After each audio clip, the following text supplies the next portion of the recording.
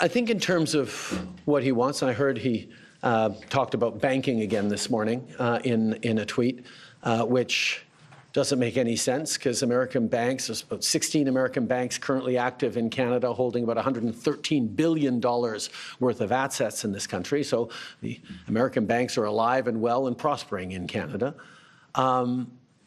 It's an example of not really being able to see what it is that he wants, because even the excuse that he's giving for these Paris tariffs today of fentanyl is completely bogus, completely unjustified, completely false.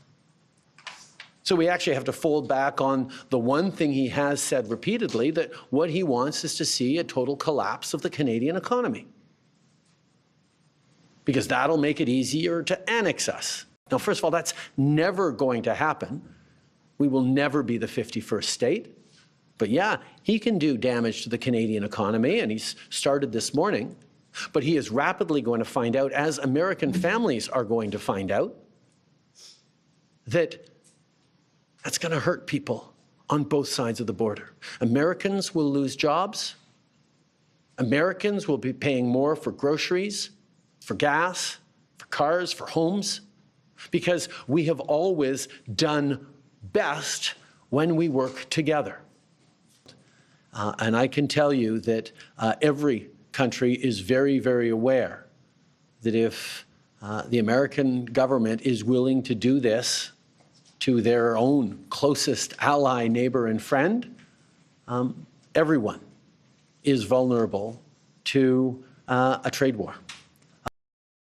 I have offered to speak to Donald over the past number of days, and I expect to speak with him in the days to come. I'm always there to talk with him about the importance of working together to take on the world at this time. I think the question that we all need to be watching closely is, what do the American people think? How do Americans feel about jettisoning one's friends and allies in favor of a country that has never wished Americans well and continues to act in ways that harm the global economy and specifically the American economy and American values and principles? But our priority has to be not on figuring out how to manage through these tariffs over the coming days and weeks and months, but on doing everything we can to get them lifted and put an end to this unjustified trade war that hurts American families and Canadian families.